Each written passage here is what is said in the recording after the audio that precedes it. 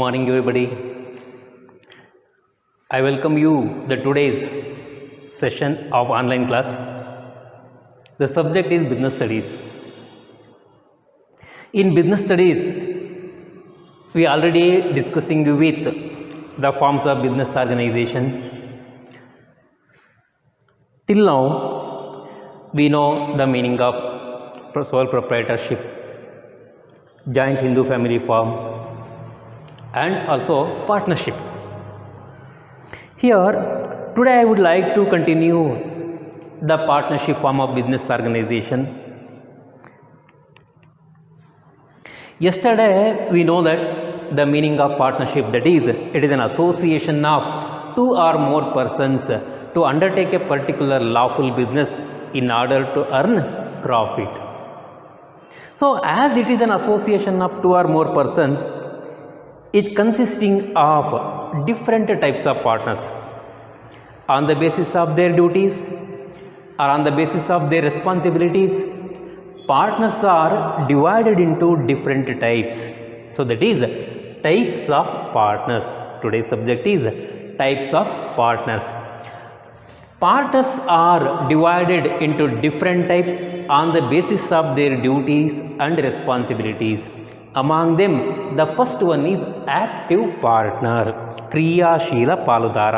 ಅಂದರೆ ಪಾಲುದಾರರ ಕರ್ತವ್ಯ ಮತ್ತು ಜವಾಬ್ದಾರಿಯ ಆಧಾರದ ಮೇಲೆ ಪಾಲುದಾರರನ್ನು ಬೇರೆ ಬೇರೆ ರೂಪದಲ್ಲಿ ವಿಂಗಡಣೆ ಮಾಡ್ತೀವಿ.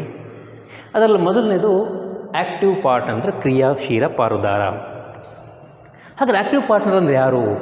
Active partner is a partner who contributes capital to the partnership firm and who takes an active participation in the day-to-day management of the business and also share the profit or loss of the business.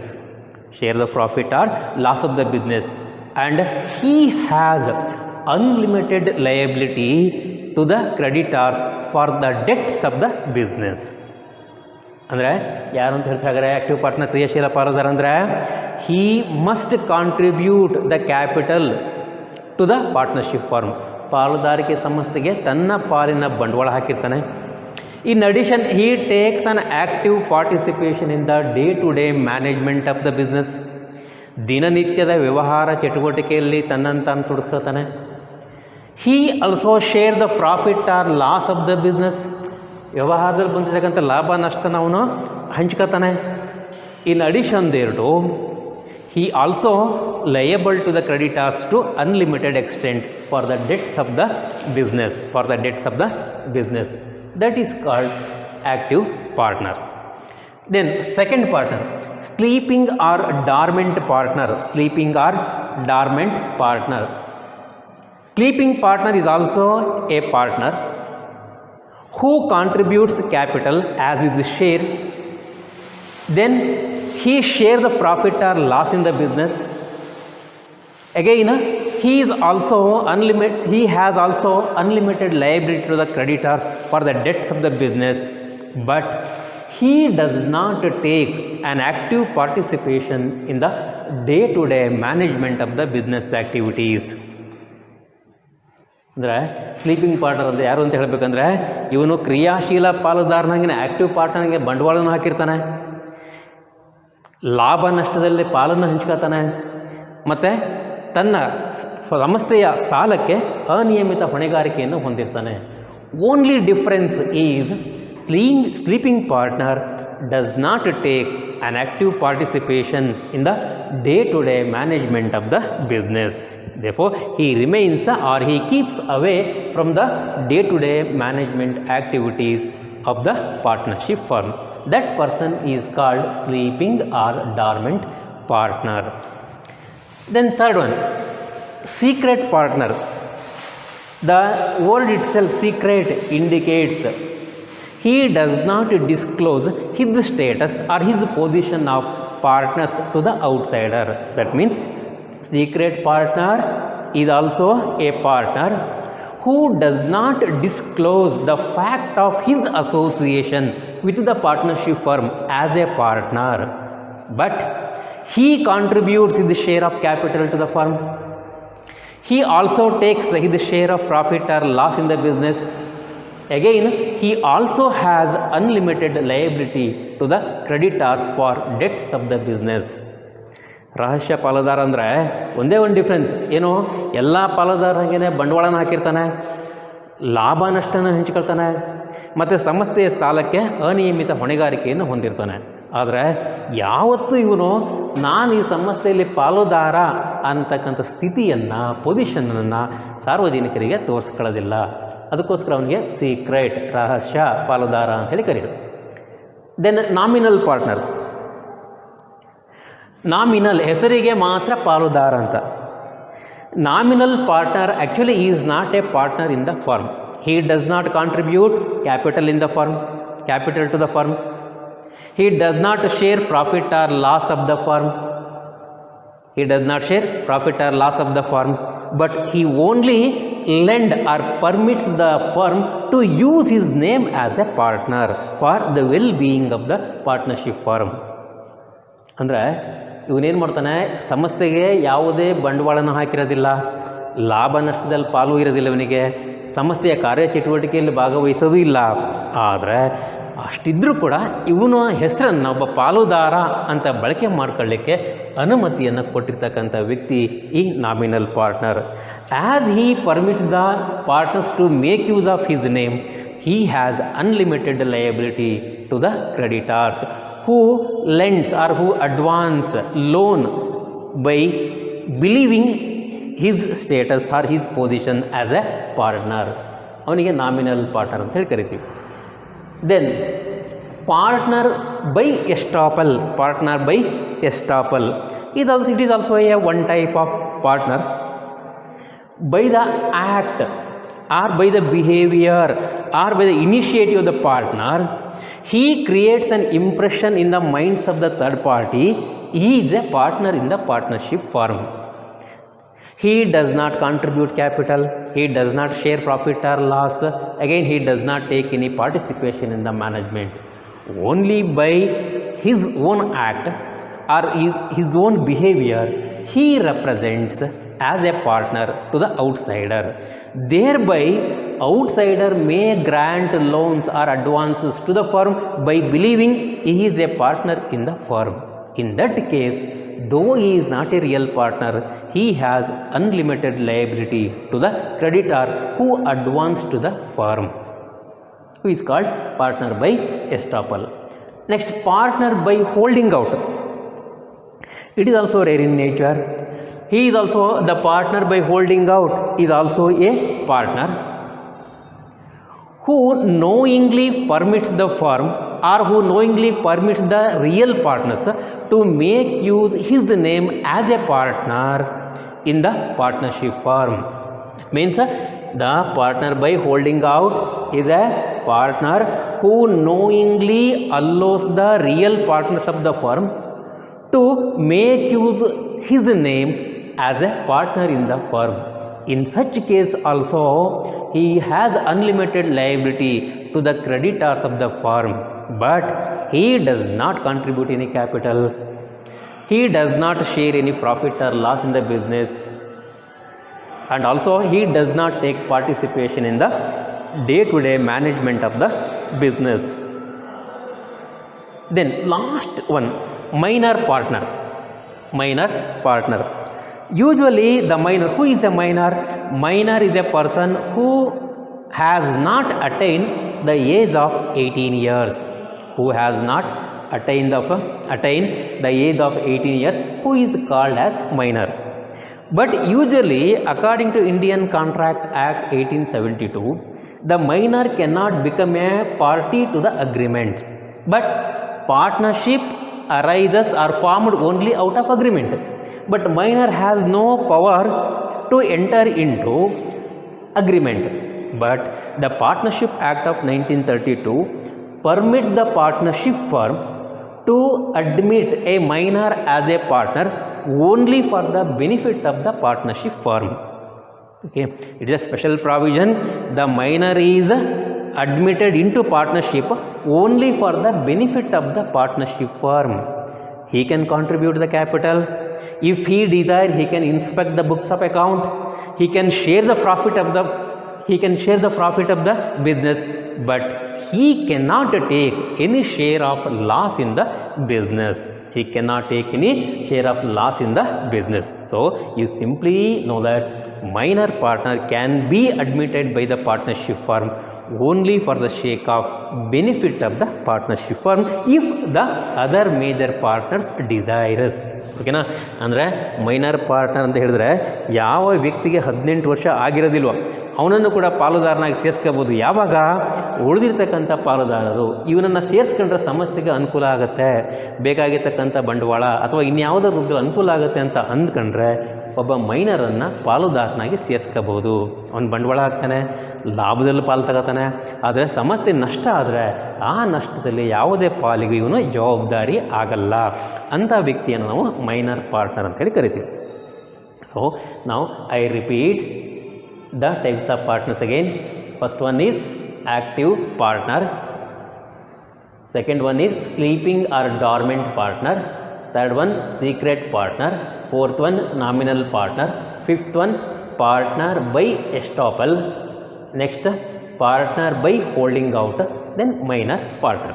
So these are the types of partners in case of partnership. This classification is made on the basis of duties and responsibilities discharged by the partners in the partnership firm. Then next concept, types of partnership. After knowing the types of partners, the next aspect before us, the types of partnership.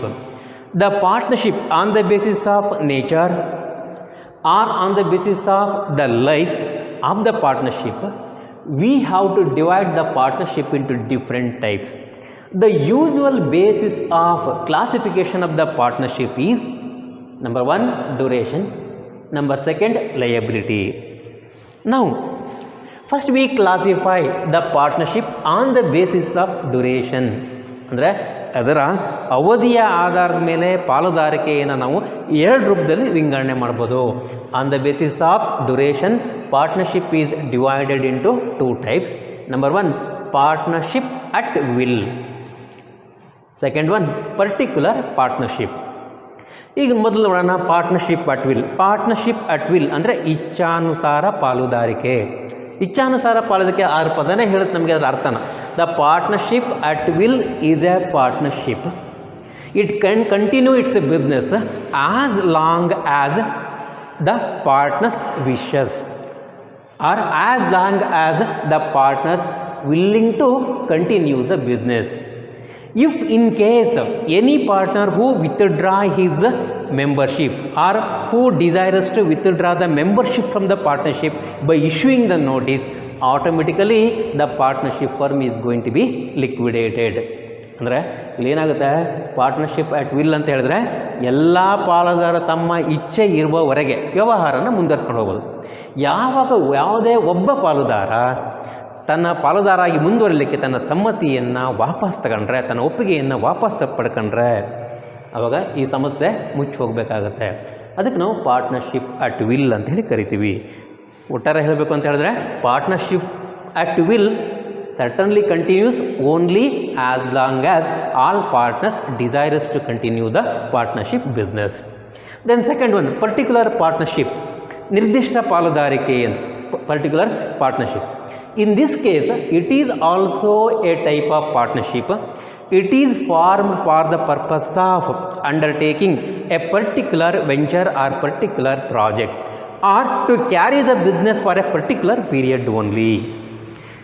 ಹೆಸರು ಹೇಳುತ್ತೆ ನಿರ್ದಿಷ್ಟ ಪಾಲುದಾರಿಕೆ. ಅಂದರೆ ಯಾವುದೇ ಒಂದು ನಿರ್ದಿಷ್ಟ ವ್ಯವಹಾರನ, ನಿರ್ದಿಷ್ಟ ಪ್ರಾಜೆಕ್ಟನ್ನು ಕೈಗೊಳ್ಳಲಿಕ್ಕೋಸ್ಕರ ಪಾಲುದಾರಿಕೆಯನ್ನು ಮಾಡ್ಕೊಂಡಿರೋದು, ಅಥವಾ ನಿರ್ದಿಷ್ಟ ಅವಧಿಗಾಗಿ ಪಾಲುದಾರಿಕೆಯನ್ನು ಮಾಡ್ಕೊಂಡಿದ್ರೆ ಆ ನಿರ್ದಿಷ್ಟ ಅವಧಿ ಅಥವಾ ನಿರ್ದಿಷ್ಟ ವ್ಯವಹಾರ ಮುಗಿದ ತಕ್ಷಣ ಏನಾಗುತ್ತೆ, ಪಾಲುದಾರಿಕೆ ಅನ್ನೋದು ಕ್ಲೋಸ್ ಆಗುತ್ತೆ.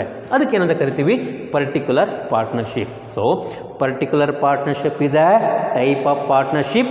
It is formed only for the purpose of undertaking a particular venture or a particular project or to carry business for a particular period of time.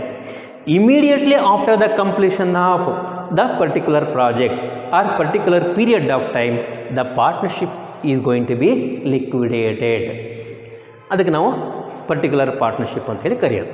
Next, on the second basis, that is on the basis of liability, again V classify the partnership into two types. When we take the liability as the base, the partnership is divided into two types. Number one, general partnership.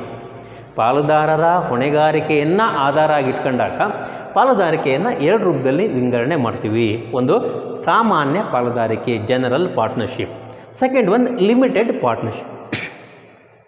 General partnership. Here general partnership is a partnership in which all partners contribute capital, all partners share their profit and loss. Again, all partners can participate in the day-to-day management of the business. Again, all partners are having unlimited liability to the creditors of the firm. The registration of the general partnership is not compulsory, it is optional, or it is left to the discretionary power of the partners. General partnership ಅಂದರೆ ಇಲ್ಲಿ ಏನಾಗುತ್ತೆ, ಎಲ್ಲ ಪಾಲುದಾರರು ತಮ್ಮ ಬಂಡವಾಳವನ್ನು ಹಾಕ್ತಾರೆ, ಎಲ್ಲರೂ ಇಷ್ಟಪಟ್ಟರೆ ವ್ಯವಹಾರದಲ್ಲಿ ಭಾಗವಹಿಸ್ಬೋದು, ಲಾಭ ನಷ್ಟ ಹಂಚ್ಕೋತಾರೆ, ಮತ್ತು ಎಲ್ಲ ಪಾಲುದಾರರ ಹೊಣೆಗಾರಿಕೆ ಅನಿಯಮಿತ ಆಗಿರುತ್ತೆ, ಅನ್ಲಿಮಿಟೆಡ್ ಲಯಬಿಲಿಟಿ. ಇದು ಈ ಜನರಲ್ ಪಾರ್ಟ್ನರ್ಶಿಪ್ಪನ್ನು ನಾವು ರಿಜಿಸ್ಟ್ರೇಷನ್ ಮಾಡಲೇಬೇಕಂತ ಯಾವುದೇ ಕಂಪಲ್ಸರಿ ಇರೋದಿಲ್ಲ. ಪಾಲುದಾರರು ಇಷ್ಟಪಟ್ಟರೆ ರಿಜಿಸ್ಟ್ರೇಷನ್ ಮಾಡ್ಬೋದು, ಇಲ್ಲ ಅಂದರೆ ಹಾಗೇ ಮುಂದುವರ್ಸ್ಕೊಂಡು ಹೋಗ್ಬೋದು. ಅದಕ್ಕೆ ನಾವು ಜನರಲ್ ಪಾರ್ಟ್ನರ್ಶಿಪ್ ಅಂತೇಳಿ ಕರಿತೀವಿ. Then limited partnership, it is a special type of partnership. Limited partnership is also a type of partnership in which there must be at least one partner who have unlimited liability. The remaining partners can have limited liability. Is it not?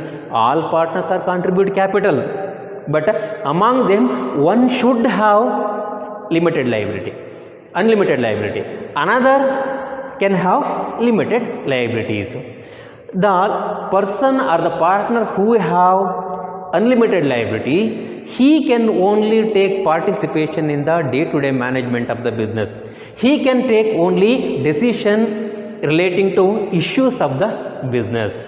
Other partners can simply contribute the capital, simply receive the profit or loss of the business, but the unlimited partner only liable to pay off the debts of the business. But the registration of limited partnership is compulsory now.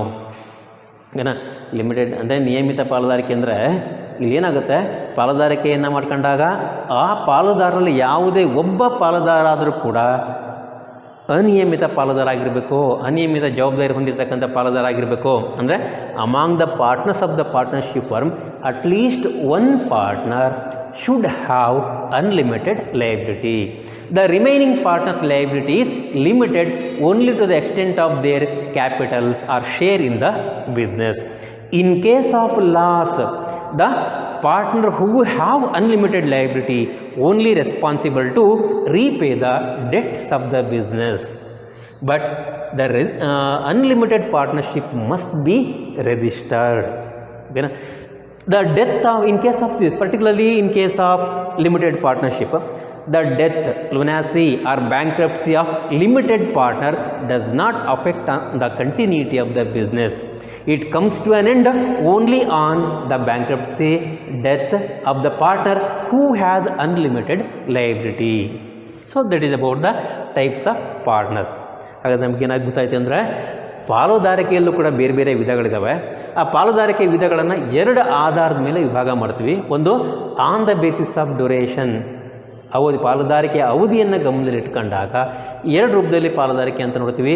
ಒಂದು partnership at will, ಇಚ್ಛಾನುಸಾರ ಪಾಲುದಾರಿಕೆ. Second one particular partnership, ನಿರ್ದಿಷ್ಟ ಪಾಲುದಾರಿಕೆ ಅಂತ ಎರಡು ವಿಧ ನೋಡ್ತೀವಿ. ಆಮೇಲೆ second basis, on the basis of liability, ಪಾಲುದಾರರ ಹೊಣೆಗಾರಿಕೆಯನ್ನು ಗಮನದಲ್ಲಿಟ್ಕೊಂಡಾಗ ಪಾಲುದಾರಿಕೆಯನ್ನು ಮತ್ತೆ ಎರಡು ಥರ ವಿಂಗಡಣೆ ಮಾಡ್ತೀವಿ. ಒಂದು ಜನರಲ್ ಪಾರ್ಟ್ನರ್ಶಿಪ್ ಅಂದರೆ ಸಾಮಾನ್ಯ ಪಾಲುದಾರಿಕೆ, ಎರಡನೇದು ಲಿಮಿಟೆಡ್ ಪಾರ್ಟ್ನರ್ಶಿಪ್, ನಿಯಮಿತ ಪಾಲುದಾರಿಕೆ ಅಂಥೇಳಿ ಈ ಥರ ಕ್ಲಾಸಿಫಿಕೇಷನ್ ಮಾಡ್ತೀವಿ. So that is about types of partnership. Then next concept, after knowing the types of partners and types of partnership, next concept is partnership deed. Partnership deed, ಪಾಲುದಾರಿಕೆಯ ಒಪ್ಪಂದ. ಈ ಪಾಲುದಾರಿಕೆಯ ಒಪ್ಪಂದ ನಮಗೇನು ಗೊತ್ತು ಅಂತ ಹೇಳಿದ್ರೆ, particularly Indian partnership act of 1932 gives rise to the partnership only by having an agreement among the partners. ಅಂದರೆ to form the partnership there must be agreement. ಒಂದು ಪಾಲುದಾರಿಕೆಯನ್ನು ನಾವು ಮಾಡಬೇಕು ಅಂತ ಹೇಳಿದ್ರೆ ಒಂದು ಅಗ್ರಿಮೆಂಟ್ ಅಥವಾ ಪಾರ್ಟ್ನರ್ಶಿಪ್ ಡೀಡ್ ಅನ್ನೋದನ್ನು ಮಾಡ್ಕೊಳ್ಳೇಬೇಕು. ಹಾಗಾದರೆ ಅಗ್ರಿಮೆಂಟ್ ಅಥವಾ ಪಾರ್ಟ್ನರ್ಶಿಪ್ ಡೀಡ್ ಅಂದರೆ ಏನು ಅನ್ನೋದು ನಮಗೆ ಮೀನಿಂಗನ್ನು ನಾವು ಮೊದಲು ತಿಳ್ಕೊಳ್ಳೋಣ. ಏನು ಹಾಗಾದ್ರೆ, partnership deed is an agreement in writing. Partnership deed is an agreement in writing ಅಂದರೆ ಇದು ಬರವಣಿಗೆಯ ರೂಪದಲ್ಲಿರ್ತಕ್ಕಂಥ ಒಂದು ಒಪ್ಪಂದ. ಹಾಗಾದರೆ ಆ ಬರವಣಿಗೆ ರೂಪದಲ್ಲಿ ಇರಬೇಕಂದ್ರೆ ಏನಿರಬೇಕು? The agreement must containing the terms and conditions of partnership. Agreement containing terms and conditions of partnership. Terms and conditions ಅಂತ ಹೇಳಿದರೆ ಎಷ್ಟು ಜನ ಪಾಲುದಾರರು, ಅವ್ರು ಯಾರು, ಅವ್ರು ಎಷ್ಟು ಬಂಡವಾಳ ಹಾಕಬೇಕು, ಲಾಭ ನಷ್ಟ ಹಂಚಿಕೊಳ್ತಕ್ಕಂಥ ಪ್ರಮಾಣ ಏನು, ಆಮೇಲೆ ಅಕೌಂಟ್ ಮೆಥಡ್ ಇರ್ತಕ್ಕಂಥ ಮೆಥಡ್ ಏನು, ಅಡ್ಮಿಷನ್ನು ರಿಟೈರ್ಮೆಂಟಿಗೆ ಸಂಬಂಧಪಟ್ಟಿರ್ತಕ್ಕಂಥ ನಿಯಮಗಳೇನು, ಎಲ್ಲ ಟರ್ಮ್ಸ್ ಮತ್ತು ಕಂಡೀಷನ್ಸ್ಗಳನ್ನು ಒಳಗೊಂಡಿರಬೇಕು agreement. Hereafter incorporating all terms and conditions in the agreement, that agreement must be duly stamped. That means the agreement must have the requisite stamp and signed by all partners. So that is a partnership deed. ಇನ್ನೊಂದು ಸರಿ ಹೇಳ್ತೀನಿ ನೋಡಿ, partnership deed ಅಂದರೆ, partnership deed is on agreement in writing containing the terms and conditions of partnership, duly stamped and signed by all partners. Once the partners put their signature on the agreement, that indicates all partners are ready to obey the rules or conditions stated in the agreement for the purpose of governing their relationship or their position in the partnership firm. Here I already explained the meaning, say partnership deed. The partnership deed contains the terms and conditions. ಅಂದರೆ ಇದು terms and ಕಂಡೀಷನ್ಸ್ನ ಒಳಗೊಂಡಿರುತ್ತೆ ಅಂತ ಹೇಳಿಬಿಟ್ಟೆ ನಿಮಗೆ. ಹಾಗಾದರೆ ಕೆಲವು ಸಲ ನಿಮಗೆ ಎಕ್ಸಾಮಲ್ಲಿ ಏನು ಮಾಡ್ಬೋದು ಅಂತ ಹೇಳಿದ್ರೆ, right any 5 or any 2 conditions to be included in partnership deed. ಪಾಲುದಾರಿಕೆ ಒಪ್ಪಂದದಲ್ಲಿ ಒಳಗೊಳ್ಳಬೇಕಾಗಿರ್ತಕ್ಕಂಥ ಟರ್ಮ್ಸ್ ಮತ್ತು ಕಂಡೀಷನ್ ಯಾವುದಾದ್ರು ಒಂದು 2 5 ಬರೀರಿ ಅಂತ ಹೇಳಿದಂದರೆ ನಾವು ಒಂದೊಂದೇ ಟರ್ಮ್ಸನ್ನು ಬರೀಬೇಕಾಗುತ್ತೆ. ಮೊದಲನೇದು ಏನಿರಬೇಕು? The first contents are first terms of the partnership deed ಇದು it must contain the name of the partnership firm. ಪಾಲುದಾರಿಕೆಯ name and address of the partnership firm. ಪಾಲುದಾರಿಕೆಯ ಸಂಸ್ಥೆಯ ಹೆಸರು ಮತ್ತು ಅದರ ವಿಳಾಸನ ನಾವು ಬರಿಬೇಕು, ಅದು ಮೊದಲನೇದು. Then second one, name and addresses of all partners in the partnership business. ಪಾಲುದಾರಿಕೆ ಸಂಸ್ಥೆ ಇರತಕ್ಕಂಥ ಎಲ್ಲ ಪಾಲುದಾರರ ಹೆಸರು ಮತ್ತು ವಿಳಾಸನ ಬರಿಬೇಕು. Then third one, amount of capital contributed by each partner. ಪ್ರತಿ ಒಬ್ಬ ಪಾಲುದಾರ ಎಷ್ಟೆಷ್ಟು ಬಂಡವಾಳ ಹಾಕಿದ್ದಾನೆ ಅದನ್ನು ನಾವು ಇಲ್ಲಿ ಹೇಳಿರಬೇಕು. Then the ratio of profit and loss distribution among the partners, the ratio in which profit or loss to be shared among the partners, that is also to be stated in the partnership deed. ಅಂದರೆ ವ್ಯವಹಾರದಲ್ಲಿ ಬಂದಿರತಕ್ಕಂಥ ಲಾಭ ನಷ್ಟನ ಹಂಚಿಕೆ ಮಾಡ್ಕೊಳ್ತಕ್ಕಂಥ ಪ್ರಮಾಣ ಈಕ್ವಲಾಗಿ ಹಂಚಿಕೆ ಮಾಡ್ಕೋಬೇಕಾ, ಅಥವಾ 1:2:3 like ಅಂತ ರೇಷಿಯೋದಲ್ಲಿ ಅದನ್ನು ಹಂಚಿಕೆ ಮಾಡ್ಕೋಬೇಕಾ, ಆ ಪ್ರಮಾಣನ ಇಲ್ಲಿ ಹೇಳಿರಬೇಕು. Then fourth one, duties and responsibilities of each and every partner. ಇಲ್ಲಿ 16 ಜನ ಪಾಲುದಾರ ಇರ್ಬೋದು. ಪ್ರತಿಯೊಬ್ಬ ಪಾಲುದಾರನ ಕರ್ತವ್ಯ ಏನು ಮಾಡಬೇಕಾಗಿರ್ತಕ್ಕಂಥ ಕರ್ತವ್ಯ ಏನು, ಯಾರ್ಯಾರಿಗೆ ಏನೇನು ಜವಾಬ್ದಾರಿ ಇದೆ ಅನ್ನೋದನ್ನು ಕರ್ತವ್ಯ ಮತ್ತು ಜವಾಬ್ದಾರಿಯನ್ನು ಕೂಡ ಇಲ್ಲಿ ಹೇಳಿರಬೇಕು. Then what is the limitation of drawing to be made by the partner to meet their personal needs? What is the amount to be drawn by each partner to meet their personal needs. ಪಾಲುದಾರ ತನ್ನ ವೈಯಕ್ತಿಕ ಖರ್ಚಿಗೆ ಏನಾದ್ರು ಹಣ ತಗೋಬೇಕು ಅಂತ ಹೇಳಿದ್ರೆ ಹಾಗಾದ್ರೆ ಎಷ್ಟು ಹಣ ಅವರು ಡ್ರಾಯಿಂಗ್ ಮಾಡ್ಬೋದು, what is the limitation of drawing, ಅದನ್ನು ಕೂಡ ಹೇಳಿರಬೇಕು. Then next content, what is the rate of interest charged on, what is the rate of interest charged on partners drawing. ಪಾಲುದಾರ ಸಮಸ್ತೆ ಹಣ ತಗೊಂಡ್ರೆ ಅದ್ರ ಮೇಲೆ ಅವ್ರು ಏನಾದ್ರು ಬಡ್ಡಿ ಕೊಡಬೇಕಾ, ಬಡ್ಡಿ ಕೊಡಬೇಕಂದ್ರೆ ಆ ಬಡ್ಡಿ ದರ ರೇಟ್ ಎಷ್ಟು ಅನ್ನೋದನ್ನು ಪಾರ್ಟ್ನರ್ಶಿಪ್ ಡೀಡಲ್ಲಿ ಹೇಳಿರಬೇಕು. Then what is the rate of interest payable on partners capital or allowed on partners capital. ಪಾಲುದಾರ ಏನು ಬಂಡವಾಳ ಹಾಕಿರ್ತಾನೋ ಆ ಬಂಡವಾಳದ ಮೇಲೆ ಬಡ್ಡಿ ಕೊಡಬೇಕು ಅಂತ ಹೇಳಿದ್ರೆ ಆ ಬಡ್ಡಿ ಪ್ರಮಾಣ ಎಷ್ಟು ಅನ್ನೋದನ್ನು ಕೂಡ ಇಲ್ಲಿ ಹೇಳಿರಬೇಕು. Then in addition third, what are the conditions to be followed at the time of admission, retirement, death or expulsion of any partner. ಈ ಪಾಲುದಾರಿಕೆ ಸಂಸ್ಥೆ ಅಂದಾಗ ನಾವು ಇನ್ನು ಬೇಕು ಅಂದರೆ ಹೊಸಬಂದು ಸೇರಿಸ್ಕೋಬೋದು, ಅಥವಾ ಇರ್ತಕ್ಕಂಥ ಪಾಲುದಾರ ಬಿಟ್ಟು ಹೋಗ್ತೀನಿ ಅಂದರೆ ಅದಕ್ಕೆ ರಿಟೈರ್ಮೆಂಟ್ ಅಂತ ಕರಿತೀವಿ. ಆಕಸ್ಮಿಕವಾಗಿ ಯಾರೋ ಸತ್ತು ಹೋಗಿಬಿಡ್ತಾನೆ ಡೆತ್ ಅಂತ ಕರಿತೀವಿ. ಆಮೇಲೆ ಯಾರೊಬ್ಬ ಪಾಲುದಾರ ಅನುಚಿತವಾಗಿ ವರ್ತನೆ ಮಾಡಿದಾಗ ಅವನ ಸಂಸ್ಥೆಯನ್ನು ತೆಗೆದು ಹಾಕಬೇಕಾಗತ್ತೆ. ಈ ಎಲ್ಲ ಸಂದರ್ಭ ಬಂದಾಗ ಅಕೌಂಟ್ ಸೆಟಲ್ಮೆಂಟ್ ಸಿಸ್ಟಮ್ಸ್ ಏನು, ಏನೆಲ್ಲ ನಿಯಮಗಳನ್ನು ಪಾಲನೆ ಮಾಡಬೇಕು ಅನ್ನೋದನ್ನು ಕೂಡ ಇಲ್ಲಿ ಹೇಳಿರಬೇಕು.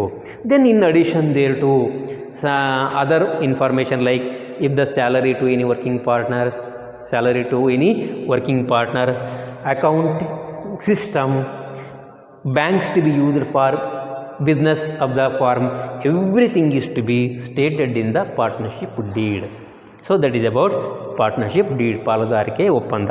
ಅಂದರೆ ನಿಮಗೆ ಇದ್ರ ಮೇಲೆ ಕ್ವಶನ್ ಬರೋಂಥದ್ದೇನೋ, ಪಾಲುದಾರಿಕೆ ಒಪ್ಪಂದ ಅಂದರೆ ಏನು, ಅಥವಾ ಪಾಲುದಾರಿಕೆ ಒಪ್ಪಂದದಲ್ಲಿ ಬರುವಂಥ ಕೆಲವೊಂದು ಅಂಶಗಳನ್ನು ಬರೀರಿ ಅಂತ ಹೇಳಿ ಕೇಳೋವಂಥದ್ದು. So very simple concept.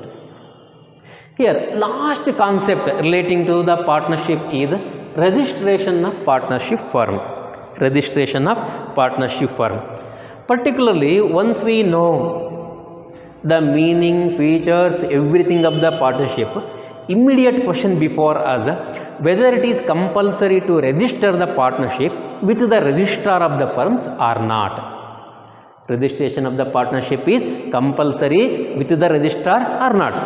Here according to the Indian Partnership Act, which govern the activities of partnership, the registration of partnership firm is not compulsory. Registration of partnership firm is not compulsory. It is only optional.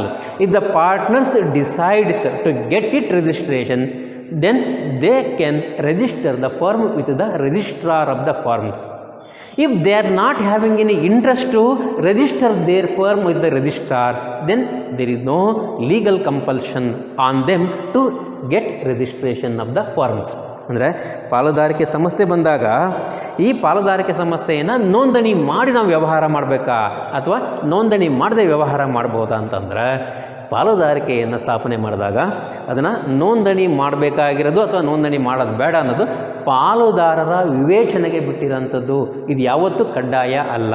It is not compulsory, it is only optional. ಪಾಲುದಾರ ಇಷ್ಟಪಟ್ಟರೆ registration ಮಾಡ್ಬೋದು, ಇಲ್ಲಾಂದರೆ ಹಾಗೆಯೇ ಬಿಸ್ನೆಸ್ಸನ್ನು ಒಪ್ಪಂದದ ಮುಖಾಂತರ ನಡೆಸ್ಕೊಂಡು ಹೋಗ್ಬೋದು.